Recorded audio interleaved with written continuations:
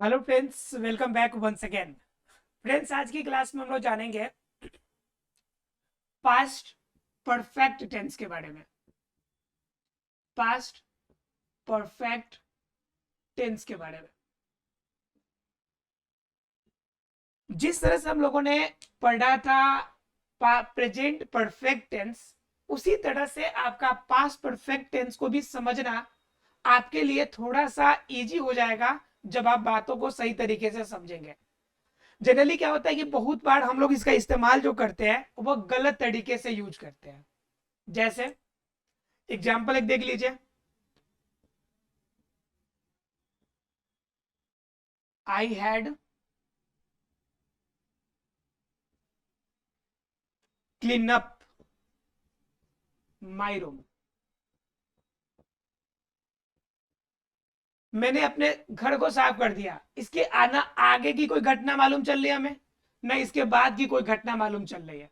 तो जब कंडीशन ऐसा हो जो किसी भी सीक्वेंस में किसी भी घटना के साथ कोरिलेट करके नहीं हो, तो वैसे सेंटेंस जनरली जो होते हैं वह आपका पास्ट परफेक्ट टेंस में नहीं बनाकर उसे हम लोग किसमें बनाते हैं, वैसे सेंटेंस को सिंपल पास्ट बना लेते हैं। I cleaned, clean up.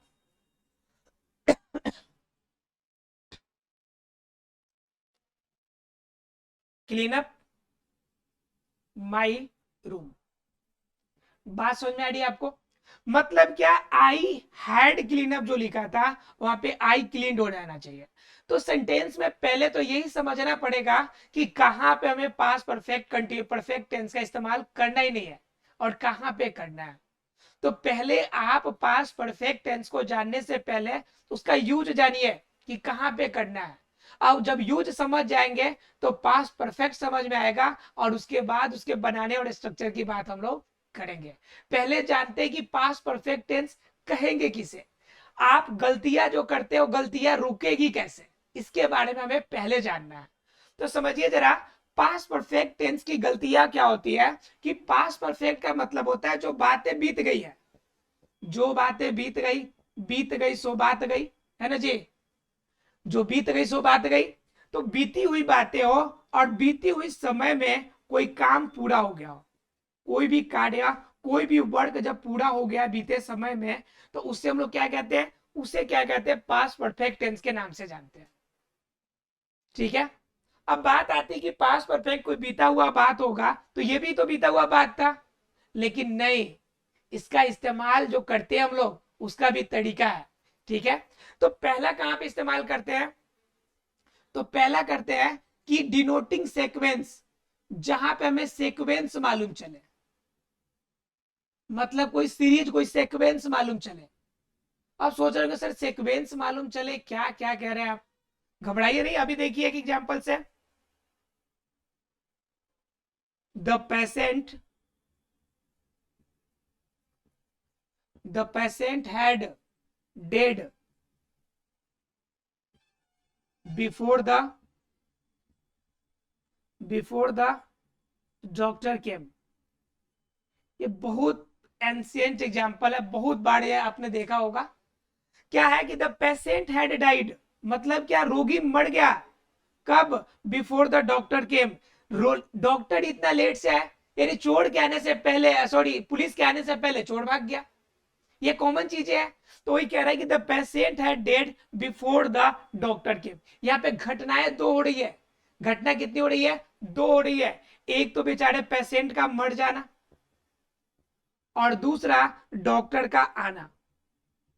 Doctor का आना और पेशेंट का मर जाना, दो घटनाएं हो रही है और दोनों एक दूसरे के सीक्वेंस में हो रही है। एक मरा कि दूसरा पहुंचा, एक मरा कि दूसरा पहुंचा। तो ये क्या हो गया, सीक्वेंस बन गया।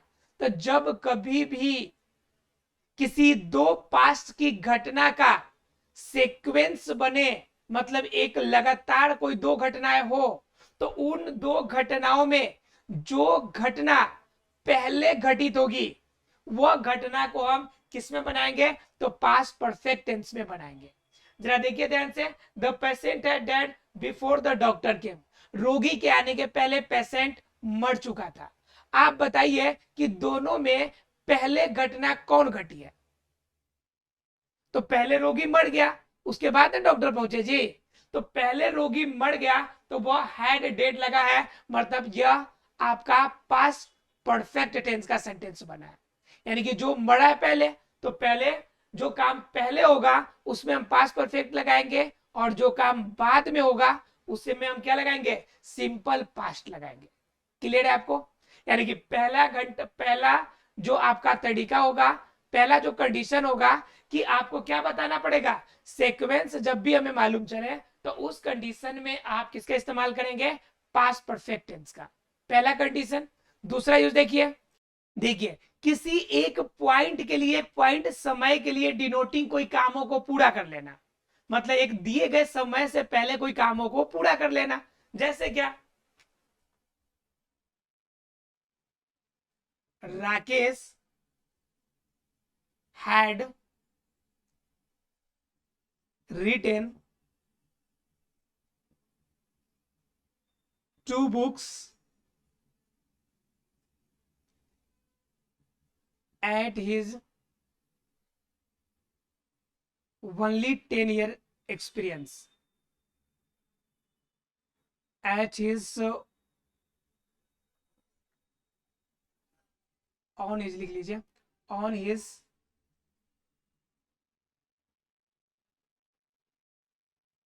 12th birthday. मतलब क्या, सिर्फ 12वीं वर्षगांठ में ही, यानी कि सिर्फ 12 साल का ही हुआ है, और उसी में उसने क्या कर ली, 2 बुक लिख लिए। 2 बुक उन्होंने लिख लिया कब, अभी सिर्फ 12 साल का हुआ है। जिस तरह से सरोजनी नायडू ने कंपोज कर लिया था सिर्फ 12 साल की उम्र में, सिर्फ 13 साल की उम्र में, तो वैसे ये सिर्फ 12 साल का है और इन्होंने 2 बुक रिटर्न कर दिया, 2 बुक लिख दिया।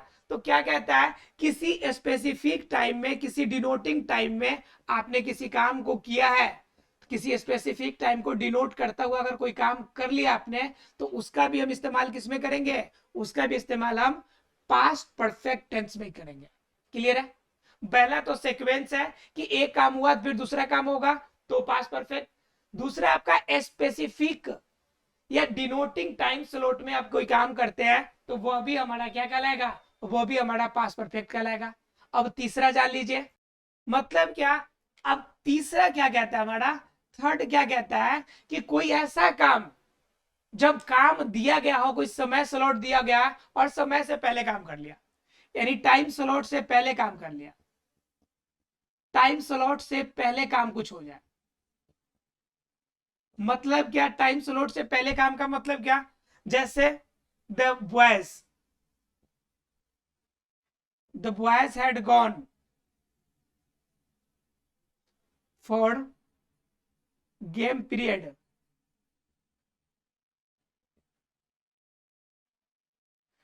बिफोर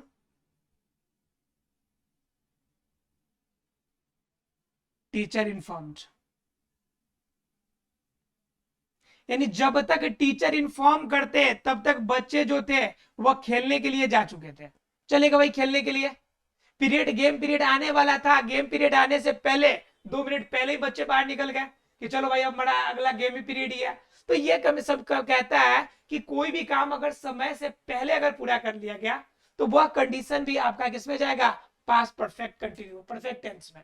जब कोई स्पेसिफिक डिनोट टाइम तक का आपने काम किया तो भी कहलाएगा। जब कोई सीक्वेंस वाली काम हो और उसमें कोई घटना जो पहले होती हो तो उसका इस्तेमाल आप किसमें करेंगे, पास्ट परफेक्ट टेंस में करेंगे। क्लियर है? अब बात आती है कि पास्ट परफेक्ट में तो इतनी घटना हमने कर लिया, अब बात आती है कि अगर हमने ऐसा सेंटेंस पहचान लिया तो हमें बनाने का तरीका क्या हो सकता है, हम कैसे उसे बना सकते हैं। तो उनके लिए स्ट्रक्चर जानना पड़ेगा, और चलिए बिना लेट किए हुए इनके स्ट्रक्चर की बात कर लेते हैं। आशा है कि क्लियर हो गया होगा आप लोग को कि किस प्रकार से हम इन्फॉर्म करते हैं और किस तरह से हम पास्ट परफेक्ट टेंस को बनाते हैं, यानी कि what is the real usage of the past perfect tense, right. चलिए अब स्टार्ट करते हैं इसके हम स्ट्रक्चर को। चलिए बात करते हैं हम लोग स्ट्रक्चर की, और स्ट्रक्चर की अगर बात करेंगे हम लोग तो स्ट्रक्चर में पहले हम लोग जानेंगे किसके बारे में, इनकी असर्टिव सेंटेंस के अंदर अफर्मेटिव की बातें करेंगे। असर्टिव अर्थात जो कथनात्मक वाक्य है उसके अंदर हम अफर्मेटिव की बात करेंगे, जो सकारात्मक बातें हैं वैसे सेंटेंस को हम कैसे बनाएंगे। तो उसका बनाने का रूल है, पहले हमें सब्जेक्ट लिखना पड़ेगा और सब्जेक्ट के साथ सभी में हैड लगाना पड़ेगा और हैड के साथ हमें क्या लगाना पड़ेगा, वर्ब का तीसरा रूप अर्थात वर्ब 3 लगाना पड़ेगा और वर्ब 3 के साथ हमें क्या लगाना पड़ेगा, ऑब्जेक्ट लगाना पड़ेगा। राइट, अर्थात क्या, सब्जेक्ट, हैड, वर्ब 3 और उसके साथ क्या लगाना पड़ेगा, ऑब्जेक्ट। तो यह जो कॉम्बिनेशन होगा ये हमारा बन जाएगा पास्ट परफेक्ट टेंस का। ठीक है, एग्जाम्पल देखिए, कमल को स्कूल पहुंचने से पहले घंटी बज चुकी थी। स्कूल पहुंचने से पहले घंटी बज गई थी, घंटी बज चुकी थी। राइट, अब बात ये आती है कि मैंने बोला कि सीक्वेंस वाले होंगे, तो इसमें मैं आपको सिर्फ क्या बता रहा हूं, पास्ट परफेक्ट टेंस के सेंटेंसेस बनाऊंगा, लेकिन ध्यान रखिएगा मैंने यूजेस बताया उसी के अकॉर्डिंग यूज होगा। क्लियर है? तो क्या कहते हैं, कमल को स्कूल पहुंचने से पहले घंटी बज चुकी थी। घटना दो हो रही इसमें, एक हो रहा है इसका पहुंचना, किसका, कमल का पहुंचना, और दूसरा काम हो जा रहा है घंटी का बज जाना। तो दोनों में पहले क्या काम हो रहा है, ये पहुंच लेट से रहा है और घंटी पहले बज जा रही है। तो जो काम पहले हो, लिख लीजिएगा इसे नोट में, जो कार्य पहले पूरा हो, पहले पूरा हो, उसे क्या करेंगे, उसे हम लोग पास्ट परफेक्ट से बनाएंगे, उसे पीपी से बनाएंगे। पीपी का मतलब पास्ट परफेक्ट टेंस से बनाएंगे। तो पहले इसको बना लेते हैं, घंटी बज चुकी थी। कहां पे बज चुकी थी, स्कूल में घंटी बज चुकी थी। ठीक है, तो द बेल हैड रिंग्ड, घंटी बज चुकी थी। और क्या, कब, कमल को स्कूल पहुंचने से पहले। तो ठीक है, इससे पहले, तो पहले की इंग्लिश क्या हो जाएगा, बिफोर। तो मैंने क्या पहला बात बताया कि जो कार्य पहले होगा तो उसको हम लगाएंगे पीपी से बनाएंगे अर्थात पास्ट परफेक्ट से। लेकिन जो घटना पहले हुई है, दो चीजें हैं, एक घटना बाद में होना, एक घंटा पहले होना। तो जो घटना पहले हो गई उसके लिए तो पास्ट परफेक्ट लगा लिया, लेकिन जो घटना बाद में हुई उसके लिए क्या लगाएंगे, तो वह दूसरा नोट्स में लिखिएगा, जो घटना अर्थात कि जो इंसिडेंट बाद में होगी, बाद में हो, उसे सिंपल पास्ट में बनाइए। किसमें बनाइए, सिंपल पास्ट टेंस में बनाइए। क्लियर है? जो घटना बाद में होगी उसे किसमें बनाएंगे, सिंपल पास्ट टेंस में। अब जरा बनाइए कि वह कमल जो है स्कूल पहुंचना, अब सिंपल सा बनाना है, कमल स्कूल पहुंचा, इसको सिंपल पास्ट में, तो कमल, कमल, और पहुंचा का इंग्लिश क्या होता है, रीच, रीच का इंग्लिश रीच्ड, इसका वर्ब टू रीच्ड स्कूल। ये हो गया आपका सेंटेंस पूरा। तो सेंटेंस में दो पार्ट हो गए, ये आपके सिंपल पास्ट वाले, और ये सेंटेंस क्या हो गया हमारे, ये हो गया आपके पास्ट परफेक्ट वाले पार्ट। क्लियर? अर्थात ये दो प्रकार के सेंटेंसेस आपको जोड़ के मिले आपको, मतलब एक सीक्वेंस बनना चाहिए। अब हर बार दोनों सीक्वेंस के आपके सेंटेंस लिखना पड़ेगा जरूरी नहीं है, मैंने एग्जांपल दिया है। लेकिन क्या होगा कि एक घटना को, ऐसी कोई घटना लेनी है जिसकी सीक्वेंस उसके पहले हुई है, या ऐसा मालूम चला कि पहले कुछ हुआ है उसके बाद आपका ये, तब आप यूज करेंगे पास्ट परफेक्ट टेंस का। क्लियर है? तो ये क्लियर हो गया आपका किसका, स्ट्रक्चर आपका किसका, असर्टिव सेंटेंस का। असर्टिव में अफर्मेटिव देखा, सब्जेक्ट, हैड और वर्ब 3 लगाना है। तो इसमें क्या, द बेल हैड रिंग्ड। ठीक है, तो ये क्या हो गया हमारा, यह बन गया आपका पास्ट परफेक्ट का असर्टिव सेंटेंस। अब जरा बात कर लेते हैं इसके निगेटिव की। राइट, देखिए सेंटेंस हमारा जो निगेटिव बनेगा उसमें क्या बनेगा, सब्जेक्ट रूल होगा, और प्लस में क्या होगा, मैंने निगेटिव का रूल बताया था कि हमेशा थर्ड फॉर्म पे नॉट और बीच में हैड, और इसके साथ वर्ब का हमेशा थर्ड फॉर्म लगता है, और उसके लास्ट में क्या लग जाएंगे, ऑब्जेक्ट लग जाएंगे। ऑब्जेक्ट का मतलब अदर वर्ड्स भी यहाँ पे आ सकते हैं। जो भी अदर वर्ड्स हो सभी लास्ट में लग जाएंगे। अब जरा बात कर लेते हैं हम लोग कि इसके सेंटेंस की। तो देखो, तुम मेरे से बोलकर बाजार गए थे, बोलकर बाजार गए थे। अब देखिए सेंटेंस एकदम इजी सा लग रहा है, लेकिन यहां पे भी घटनाएं दो हो रही है। तुम मेरे से बोलकर, पहले तुम मेरे से बोले और फिर तुम कहां गए, बाजार गए। तुम मेरे से बोलकर तब बाजार गए, मतलब कि यहाँ पे दो घटनाएं हो रही है। तो पहले बोला या पहले बाजार गया, तो पहले बोला। ठीक है, तो क्या हो गया, you had, you had spoken me, लेकिन स्पोकन ना होके ज्यादा बेहतर होगा informed me. You have informed me. ठीक है, तुमने क्या किया, मुझे इन्फॉर्म कर दिया, बता दिया। देन क्या, तो अब कहां चले गए, तुम बाजार चले गए, तो यू वेंट टू मार्केट, तुम बाजार चले गए, यानी यू वेंट मार्केट, टू नहीं लगा यहाँ पे, यू वेंट मार्केट। क्लियर है, मतलब क्या, यू हैड इन्फॉर्म्ड मी, और उसके बाद क्या हो गया, यू वेंट मार्केट, उसके बाद आप कहां चले गए, आप बाजार चले गए। तो ये वाला पार्ट आपका सिंपल वाला हो गया, और ये वाला पार्ट क्या हो गया हमारा, ये वाला पार्ट हो गया हमारा पास्ट परफेक्ट का। ठीक है, लेकिन सेंटेंस में कह रहा है कि यहाँ पे नॉट वाला बनाना है आपको। तो नॉट वाला के लिए क्या कर लीजिए, तुम मेरे से बोलकर बाजार नहीं गए थे, या मेरे से बोलकर बाजार नहीं गए थे, तो नहीं जोड़ लीजिए सिर्फ। तो नहीं है कि बोला नहीं है, बाजार जाने के लिए गया बोला नहीं है, तो क्या हो जाएगा, सिर्फ यहाँ पे नॉट का यूज हो जाएगा। You had not informed me you went market, कि तुम बाजार जाओगे ऐसा तुमने मेरे से बोला नहीं था। तो ये सेंटेंस आपके बन जाएंगे कौन सा, निगेटिव सेंटेंस। क्लियर है, अब निगेटिव बन गया तो जान लेते हैं थोड़ा सा क्या। अब देखिए एक और आसान सा समझ लीजिए, एक और समझ लीजिए आसान सा।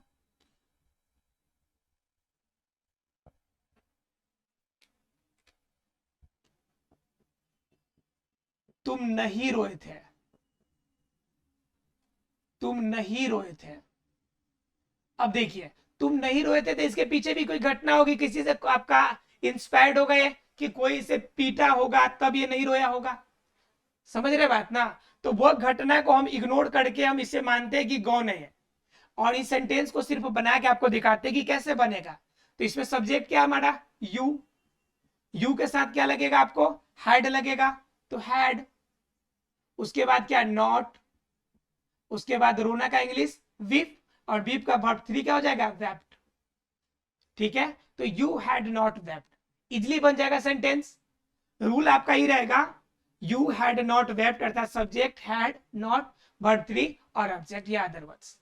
क्लियर है, अब जरा बात कर लेते हैं हम लोग इसके इंटरोगेटिव सेंटेंस की, कि इंटरोगेटिव सेंटेंस की हम कैसे बनाते हैं। देखिए, तो इंटरोगेटिव के अंदर हमने आपको दो चीजें बताई थी, कि इंटरोगेटिव सेंटेंस दो तरह के होंगे। एक कैसे होंगे, जिनके अंदर हाँ या ना का जवाब हो, और एक ऐसे सेंटेंस होंगे जिनके अंदर कोई प्रश्न पूछा जाता होगा। ठीक है, जैसे एग्जांपल में देखिए, इंट्रोगेटिव,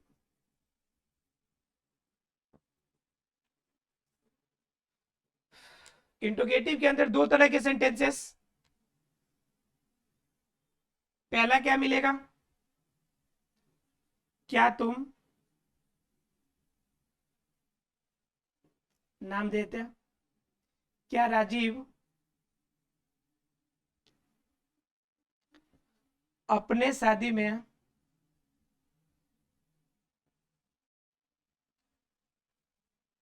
बुलाया था। ठीक है,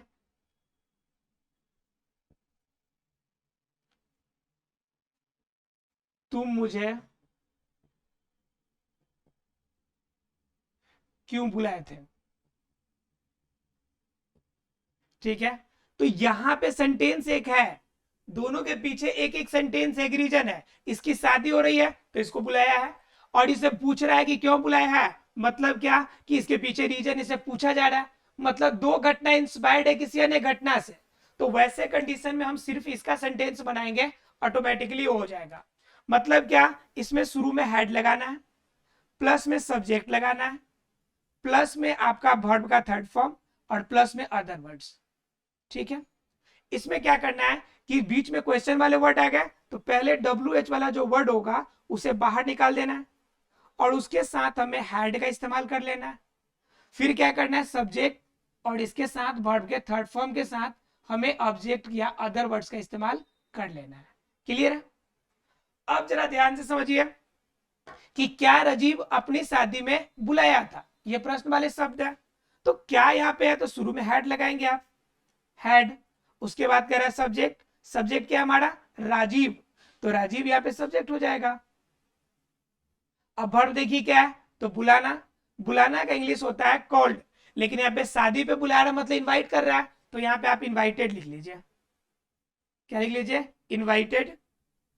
क्या मुझे, क्या राजीव अपने शादी में बुलाया था, तो ये मुझे की बात नहीं कर रहा है, तो क्या हैड राजीव इनवाइटेड इन, कहां पे, अपनी शादी में, इन हिज वेडिंग, अपनी शादी की बात कर रहा है, तो लास्ट में आपका क्या हो जाएगा, क्वेश्चन वाले शब्द। अब इसमें देखिए, तुम मुझे क्यों बुलाया, तो क्यों पहले है, तो वाई शुरू में ले आइए, उसके बाद हैड का इस्तेमाल, और हैड के बाद क्या करना है आपको, सब्जेक्ट देखना है, तो सब्जेक्ट क्या है, तुम, तो यू। अब यू के बाद क्या करना है कि वर्ब का थर्ड फॉर्म देखना है, तो वर्ब क्या हमारा बुलाना, बुलाना का इंग्लिश क्या हो जाएगा, कॉल्स, और मुझे यहाँ पे तुम भी लास्ट में लग जाएगा। तो ये क्या हो गया हमारे, ये हमारा सेंटेंस बन जाएगा इंट्रोगेटिव का। आशा फ्रेंड्स कि पास्ट परफेक्ट टेंस की पॉइंट आपको क्लियर हो गई होगी। चलिए मिलते हैं अगले क्लास में, तब तक के लिए thank you very much friends.